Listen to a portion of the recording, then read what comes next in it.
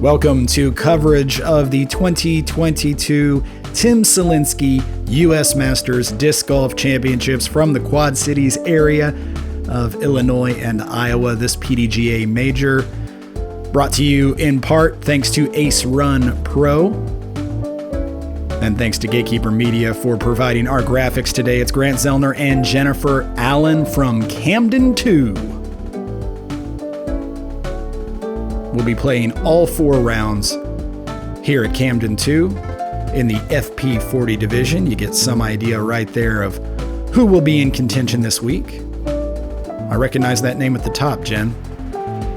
Yeah, we have an incredible group of FP40 players now. Every year it seems like we're just growing and growing with the amount of numbers and talent in our field. So this will be an exciting week here. Courtney McCoy joining you on our featured card today for round number 1. And we have new to the FP40 group, Sarah Hokom. I love that. Not new to all of us in terms of knowing who she is, but a new qualifier in the Masters division. We all also know Scoggins, who has been a master for, a full calendar year and then some now? Yeah, this is her second year. So here we are, hole number 1. This is a par 3, 325 feet over this ravine. This entire course, except for one hole, is extremely wooded. Mm-hmm. So a lot of tight gaps that must be hit. Some very, unlevel greens that can be very challenging. Honestly, the entire course is a challenge, but very fun and beautiful track that we get to play on all week.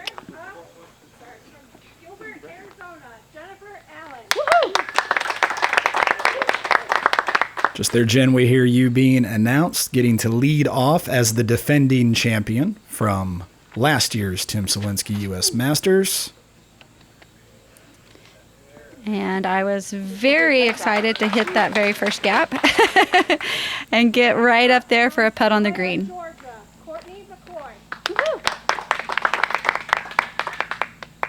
Courtney McCoy next off the tee. Yeah, this gap very, very narrow. And the pressure of the first hole, Courtney hits it absolutely perfect as well. Hyzer's off just a little bit over there on the left side. From Caldwell, Idaho, Sarah Hokom. Anytime we have a course in the woods like this, it's going to set up pretty well for Sarah Hokom's game.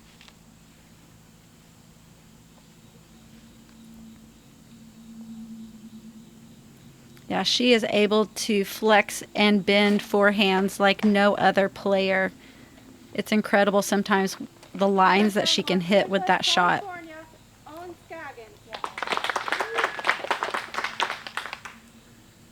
Now Scoggins off the tee. Scoggins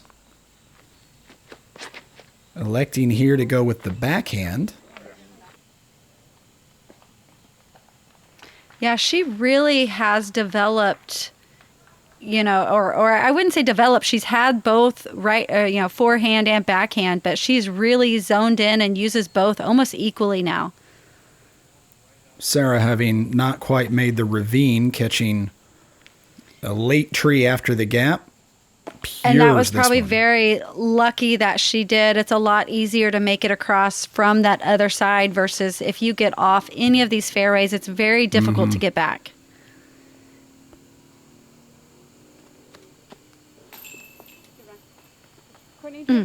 Look good the whole way.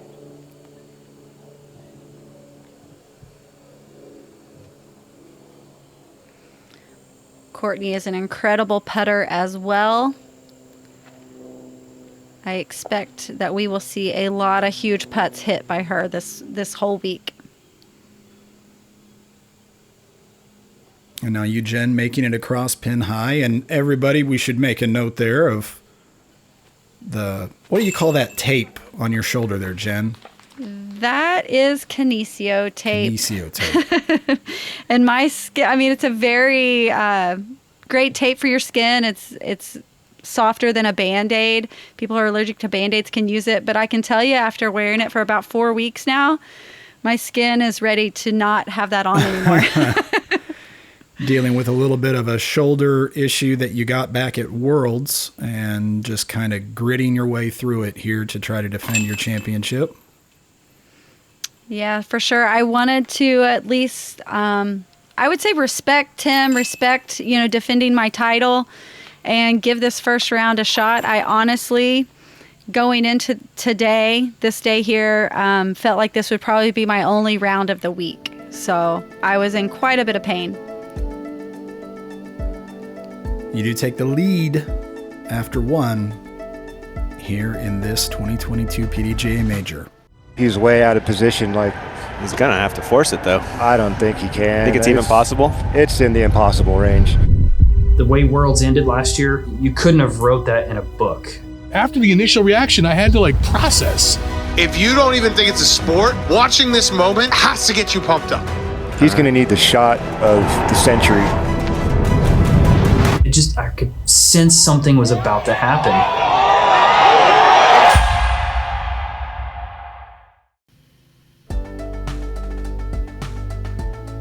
And we move on to hole number 2 here at Camden 2, a par 3 at 225 feet. You see this we have the formation here.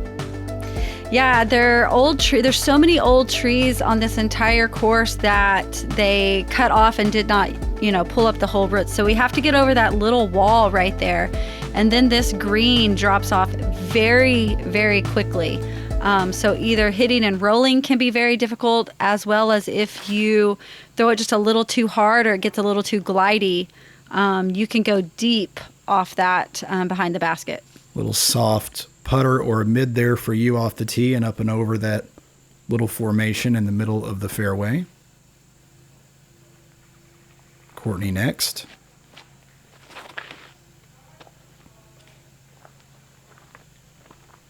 Catches an early tree, but advances at least a little bit on a 225-foot hole. Should have a approach opportunity.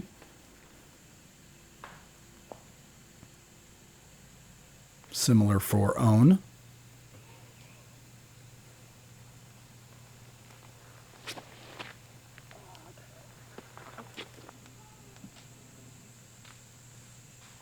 And there's what you were talking about, Jennifer. Sarah going long and deep. Yeah, and it's just a drop off. There's so many cliffs. So depending on the angle that you come in or if you hit and even roll, you just never know where it's going to end up. Courtney getting fancy with it, flicking it right out there inside circle 1. This property basically plays sort of up and over and back and forth across 2 different creeks. Very deep creeks. I don't mean deep in terms of the water level. I just mean deep in terms of the embankments on both sides. So, yeah, you're right. Lots and lots of either playing over them or along sort of the plateaus between them. Yeah, and it took us a full 3 minutes to find Sarah's disc down there. It was, I would say, over halfway down that cliff. Mm-hmm. We were pretty lucky, I think, to find it, actually.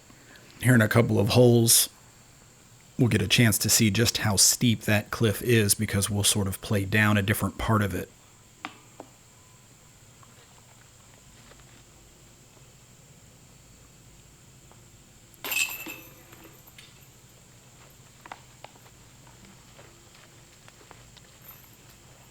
Did you enjoy this course, Jennifer, in terms of its general characteristics?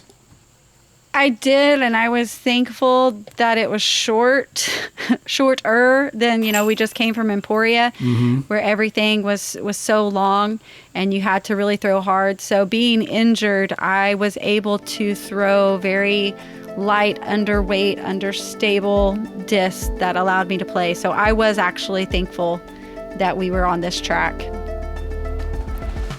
We were supposed to play 2 tracks, but the other course was not ready for us. Hole 3 is, though, this is another par 3, 363 feet, making it through this tight gap. You need your disc to fly straight and then start heading back toward the right side. It's pretty much an S fairway, and then the basket's going to be tucked back off to the left. This is a beautiful hole. You can make it there. It is, 363 feet, but it is slightly downhill. But to hit that perfect S flight all the way there is pretty hard to get to.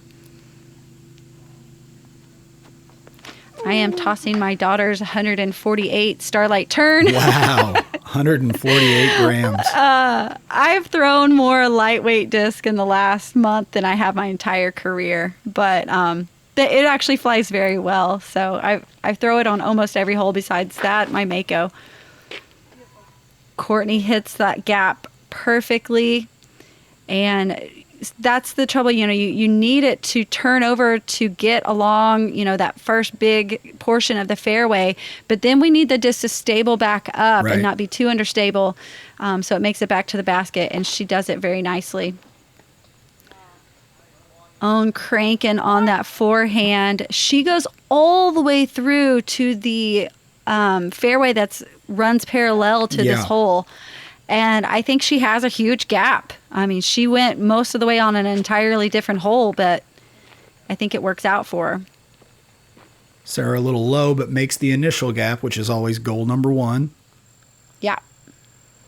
I had a chance to play one whole round and then another part of a round here at this course, and I thought that it played very fair for a wooded course. There were definite flight lines. There were some alternate lines. There's always going to be a little luck factor in the woods, but I felt like it played pretty fair and really an enjoyable round. The only drawback really, and you know this, and we'll see an example of this here in a few, is there were a few holes that I don't think the par number was accurate for the field. But other than that, and that's a pretty minor thing. Yeah, I try to always defend that by saying we all play the same course and the same par. So the score, whether it be under par, over par, really doesn't matter. The lowest score wins. There's definitely some holes out here that typically would be a higher par for us. Right. They'd be a 4 instead of a 3, or a 5 even instead of a 4. Yeah. I'm pitching up there. I unfortunately had nothing but a forehand out, which definitely causes me some pain, and then a turnover, which 2 back-to-back horrible shots for my shoulder there. Right. Courtney gives that a great bid, and Sarah going to try to make it through those little tiny sticks. Hopefully not hit any iron leaves. Gives it a good bid, just a little high, that uphill putt. There's also, I will mention, poison, ivy, and other thorns all over this course. So we have to be kind of careful getting in some of those bushes. And it's rough is rough here. I'll say that again. Yeah. Especially if you get off down in some of these ravines. Mm-hmm. They had also had some recent rainfall before the event. They had some additional rainfall later on in the event. The course actually drained pretty well because of the hillsides, but it does leave areas sort of like not a lot of standing water so much as just mud and awkward footing and things like that. And players will deal with a little bit of that from time to time, even early on with the sun out, but definitely later on in the event. Looking now at hole number 4. A par 4. This is a tough one. Yeah, we're playing down and across the ravine that we mentioned earlier that Sarah's drive on hole number 2 went down somewhat into. So you get an idea there of just how deep it is. You clear the ravine, you're still quite a distance short of the basket. Very, very, very challenging par here to get a 4 on this 500-foot hole. And I believe when we scored this, they had it listed as a par 3, because I believe this is one of the ones we were like, are you kidding me? The next card can tee off before we're even at the basket. It's such a difficult long hole. So this shows it as a par 4, but I think when we were playing it, we actually, you're exactly right. It played as a par 3. Yeah, you're exactly right. So this first shot is pretty much a placement shot. Owen getting lucky and squeaking it through, all of that. But we want to just get across this ravine. If you hit the line perfectly, you can advance up to where you have an easier approach at the basket. But I don't know if there was any true birdie attempts, meaning birdie making it in two at this hole the entire week. Yeah, I think saw you're the exactly longest right. drives. Yeah, longest drives were getting about 2/3 up the fairway. But if you do not make it to that green grass on the other side, as you can see here with Sarah, it is very difficult to save par, no matter if that's a par 3 or 4. Yeah. So Courtney has about the same lie. They're just trying to punch it over there back to the other side of the ravine and hopefully have a line at the basket. There's so many small trees. There is a defined fairway, but man, hitting it and staying on it is really difficult on this hole. This hole played to a stroke average of 4.67, which I think is actually pretty remarkable that the stroke average is that good. There's a chance we'll get the graphic corrected before our viewers get a chance to see this portion of this round. So suffice it to say, the players played this with the understanding of it as a par 3 on this particular day. So as you can see, we're trying just to get up kind of to where that sun is coming in on the fairway.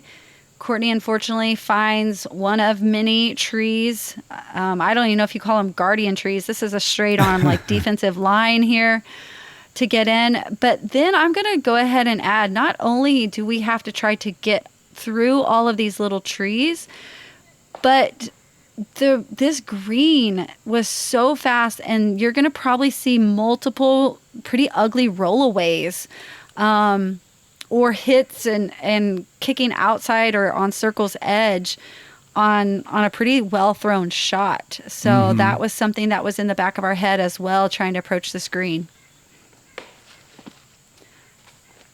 I believe that was Courtney down in there. Yeah. Playing along Courtney trying to up the find creek. her way out. Yeah. And I unfortunately hit that little tree and rolled all the way down there as well. Nice little up from you up there near the pin. Caddy trying to help me back up. And Courtney's still trying to make it over there back onto the green side of this hole. She's filing to where she can get a nice release even. You know, there was so much in her way that she couldn't even fully throw any of those shots. Owen able to give it a strong bid being open, but there's one of those rollaways that I was talking about. That was a perfectly thrown putt and just in a very unfortunate roll on the screen.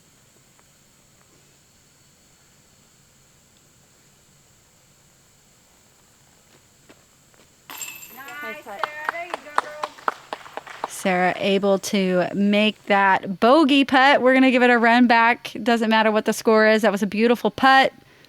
Fully committed and gets it to stay right there in the basket.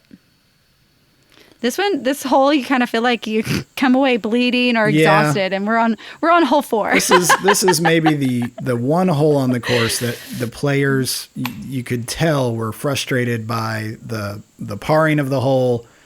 And even though the hole's beautiful, it is. It really is an example of a hole that they have, tweaked over the years and added new pin placements, and this is definitely a challenging one. Yeah, there's even a more difficult pin position up this walkway to hole number 5. Yeah, that one is diabolical. That's just crazy. Yeah.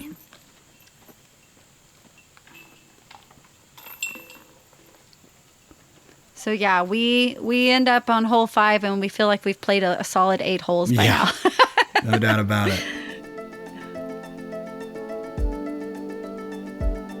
So everybody now over par here in this opening round.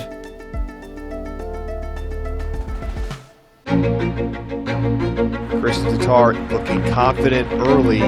That is now 8 straight birdies. Kristen has nothing to lose. Tatar from the circle's edge for birdie. Punctuation mark on a dominant week in Emporia. Kristen Tatar, for the first time since 2004, a European champion at the Worlds.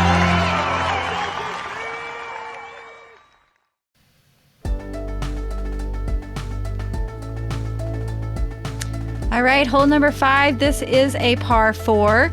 550 feet up this very extremely tight fairway, navigating through these trees with your first shot, trying to get over that down log, and then your second shot, very tight, almost straight if you can hit the right curve fairway. You will see that paint line on your right.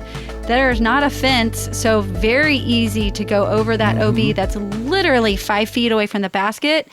And then if you get a kick to the left, it is very difficult to get back to the opening. So this one does play as a par 4, and it's birdieable if you can keep it on all your shots on the fairway, but it's pretty hard to do, that's for sure. Very challenging hole. Sarah, off the which top all of the these log. holes are. Yeah, they really are. all- And as I mentioned, the feeling, for me anyway, was that most of them play quite fair. Sarah, that aiming point being that log, she went off the top of it. You just landed very near the one end of that log, so it's a great sort of landing zone. Courtney, a little inside here. We'll need sort of a window of opportunity from over there on players left. Yeah, this is a course at 1 foot off, and you could have nothing. So I felt like I hit my line, and I just literally, I throw a turnover Mako shot just trying to lay up, and it's not even 200 feet to lay up over there. So you have to really worry about going long OB. I do hit the line, but then, you have to hit the height and line down the middle. And so even hitting them perfectly, it's a very challenging hole.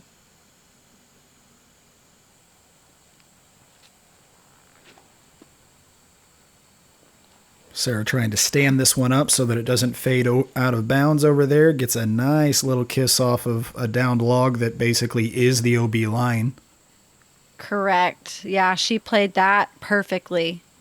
Very little OB here at Camden too. Yeah, there's really 2 holes that we must be playing along someone's property line, right, is what I'm assuming, and they don't want us on that. And you don't want over there either because it is not clear.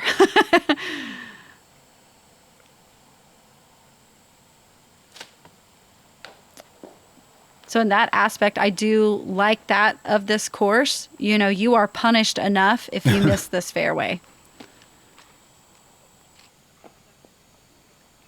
Owen finally getting out there back to inside circle 1.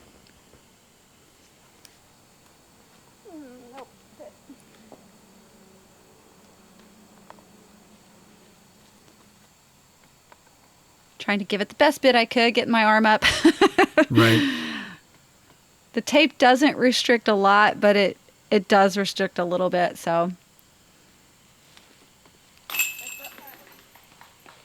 Bam. That's one of, like I said, many huge putts we're going to see from Courtney this week. And that is 100% committed. That OB, if she misses that, you're out of bounds. Courtney, her gift seems to be being able to get a lot of power on the putt without a lot of wasted motion. She doesn't have to really go through a whole lot of full body movement to get power on her putt.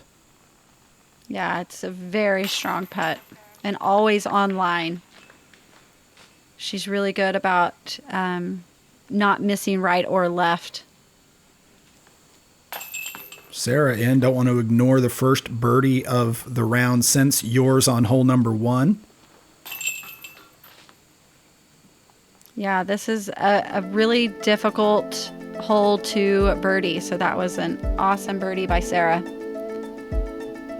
I'm curious how many times I got birdied this week, honestly. Looking at stats, we'll have to look at the end and see. Well, on the day, Sarah was one of only 2 to birdie hole number 5. Meanwhile, we're off to hole number 6, a par 3 at 350 feet. We're sort of this hole paralleling the last hole's fairway. Yeah, that's what I was going to say. This hole almost plays right alongside the last hole for probably 2/3 of the hole, and it is drastically sloped on this left side. So you have to get the disc up if you're throwing the turnover line, or like with Sarah's here, she's going to get this disc up down this open portion of the fairway. But if you hit any of those trees high towards the end where it's turning towards the basket, you are most likely going to get a kick down this sharp hill on the left. Right. So you kind of have to get the height to have that backhand turnover like I'm attempting here. And then even if you hit the line, making through all those guardian trees is difficult to do. We're going to see Courtney take an awesome line, tight gap. She goes through this very narrow portion of that fairway, but it pays off awesome right up there inside circle 1. So hard to hit. Same here, just only 300.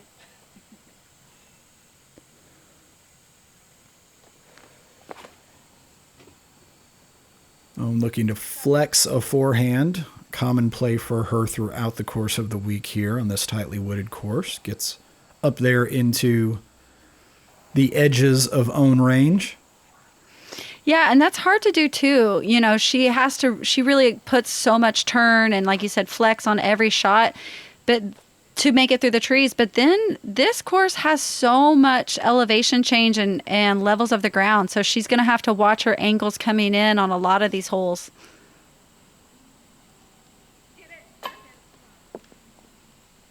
We always know that she's going to be trying to give it a strong bid, and she does.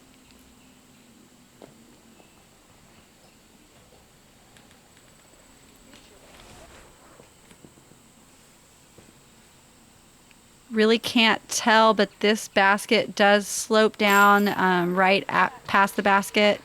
There's back-to-back huge putts, and give Courtney her run back. Awesome birdie. Hole number 6 for Courtney.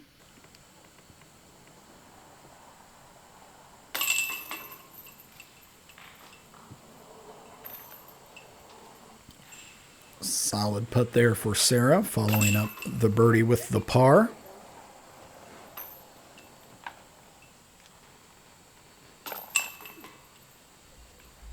Yeah, and I think we all feel like a lot of these holes, pars are fine. We're going to pick up our birdies on some good drives here and there. But I think throughout the week, we're all going to be birdieing different holes. You know, we're not going to always get the same hole. The main option of this course is to limit those bogeys, so staying on the fairway. This one is a great little ace run. We have a lot of holes here that we can give it a little run. This is hole number 7. It's a par 3, 250 feet, but this is almost straight uphill. Most of us will try to hit the line between these 2 dead trees and over that dead log, and there we find our basket up on the top of this slope. There is a forehand or a turnover line as well as a hyzer line to get up there.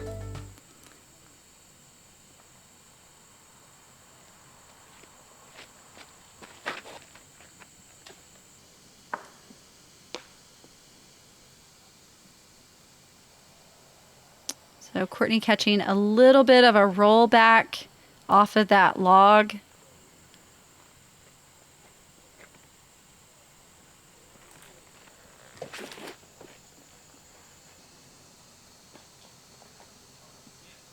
Well placed there by Sarah, getting up and over those logs. Once you clear those logs, if you can get the disc back to the ground, you'll be in a good spot for your putt.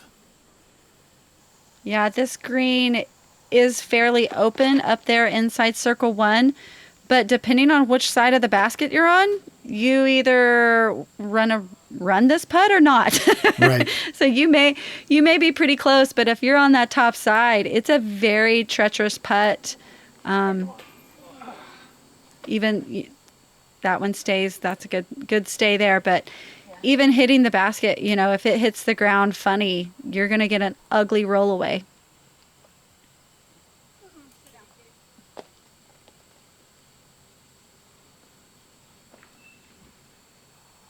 That one I felt like was a pretty safe bid going up to that flat area, so I was able to run it as much as possible. Own on flat ground as well. Gets that birdie.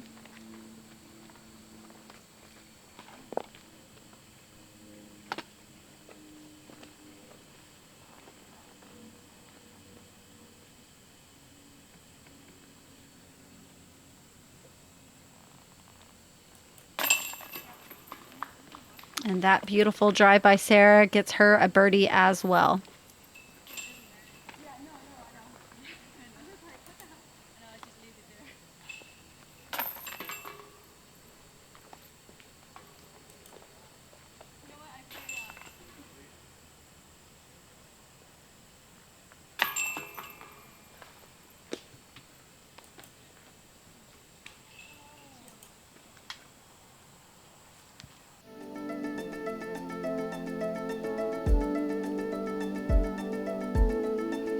So we're getting our scores a little bit closer back to even, but we are all still over par here.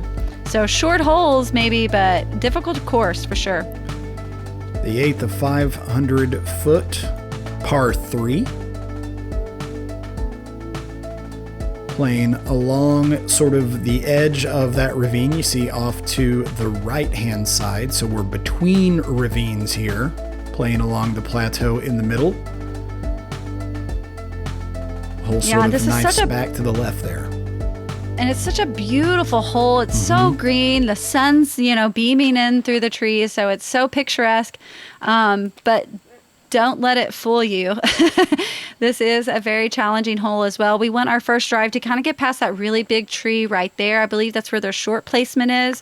And that's kind of, I think, a lot of our thinking on these holes. We are trying to get to that first placement of where their other short basket is, and then we make the approach from there.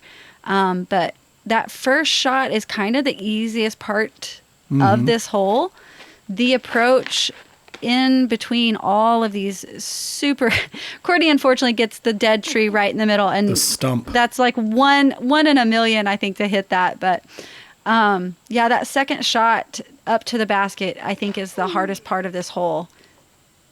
Sounded like that hurt just a little bit. Got a good shape on it, though, and a lot of advancement down the fairway.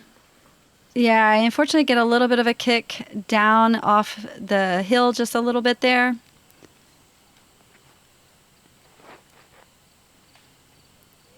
Courtney punching a beautiful straight shot that's going to finish back left toward the basket. But you can see all of those. They're just like sticks Little skinny up there. trees everywhere. Yeah, it's so hard. If you make it through a few, there's usually another one right there.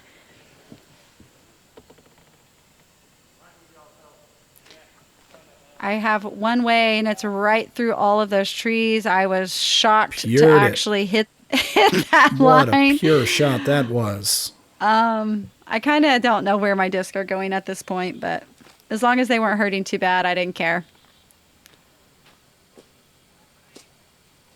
Own getting a good skip most of the way up towards the basket. That last little tree kind of slowed it down. This is another one of those holes. Everyone playing it more or less for par. Probably could have been a par 4. Absolutely. But it's a par 3 and a long one, and everyone plays the same course, so... Yeah, and again, this is one that it doesn't really look like a tough green. It's pretty flat besides all the trees. But I surprisingly, not really saw rollaways, but I was amazed how many second shots got a late kick. Courtney's goes up there on the left, but I saw so many get a kick off to the right and go all the way down and even roll. Once you get that little kick off to the right, so many crazy rollaways that went pretty far away. Good bid by Sarah. She wanted that one to stay. Just a little left side.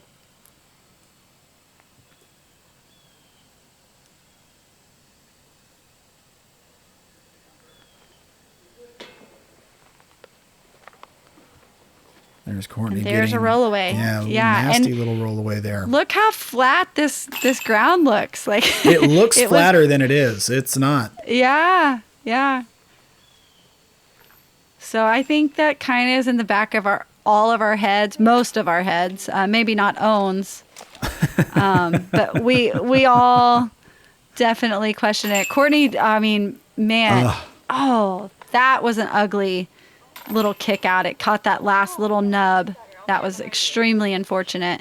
And we saw several of those, this week on these tall baskets that the edges are a lot taller, nubs are pretty high.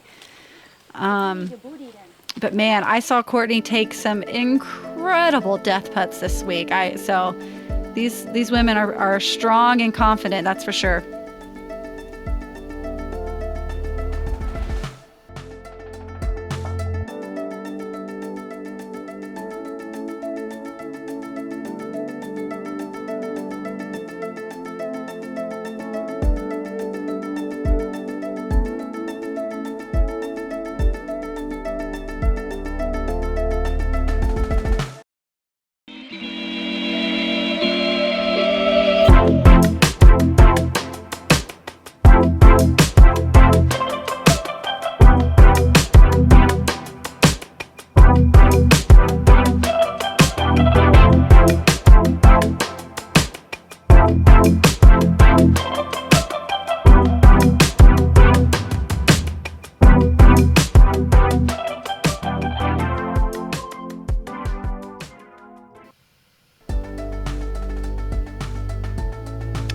All right, we're halfway through. This is hole number 9, par 3, 250 feet. Don't let that fool you. We're going to go through again a tightly wooded fairway here, down and back up a ravine, and the basket sits on the edge of a very sharp hill. So we want our shot to softly land somewhere right up here, and then you still have to decide if you're going to run this putt or not. Yeah, sure. You can see the basket right there on the horizon. This hole got some ace runs during the course of the week and probably took some triple bogeys as well. It might have taken just a few of those. Not sure if any hole on the course is immune to the occasional triple bogey. Yeah, one bag kick, and this is a very tough hole.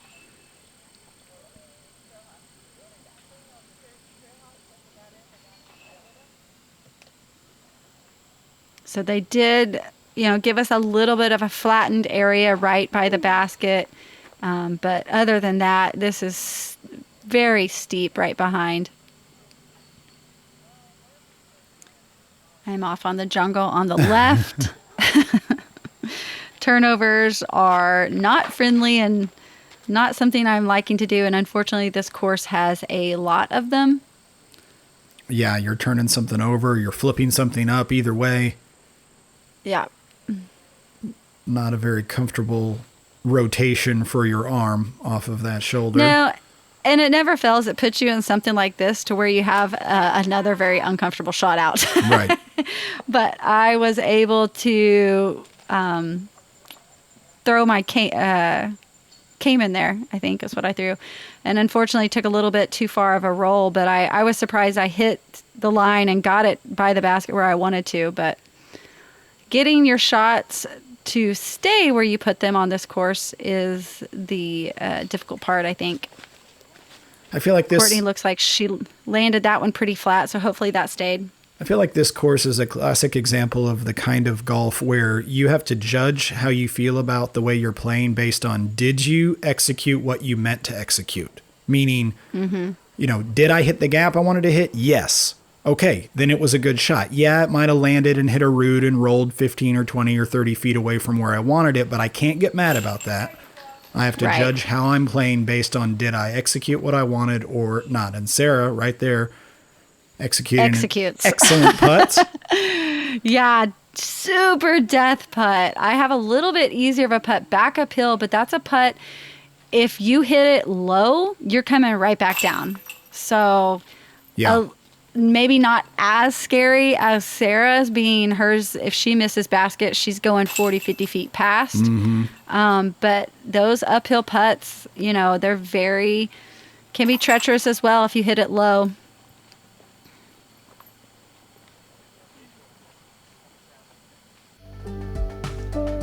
And we have another little ace run of a hole here. We have kind of 3 short holes coming up in a row. Doesn't mean they're easy though. We'll get a chance to check those out as we continue our coverage of this opening round in the FP40 division of the Tim Selinske U.S. Masters Disc Golf Championships. Owen Scoggins leading the way into the back 9 of day number 1, and continuing coverage coming your way right here on the PDGA's channel on YouTube. So make sure you like, subscribe, follow, all the things. Go ahead and give the Ace Run guys a like and a follow as well. Great content coming from that camp. Jennifer and I will be back with continuing coverage. Thanks for watching.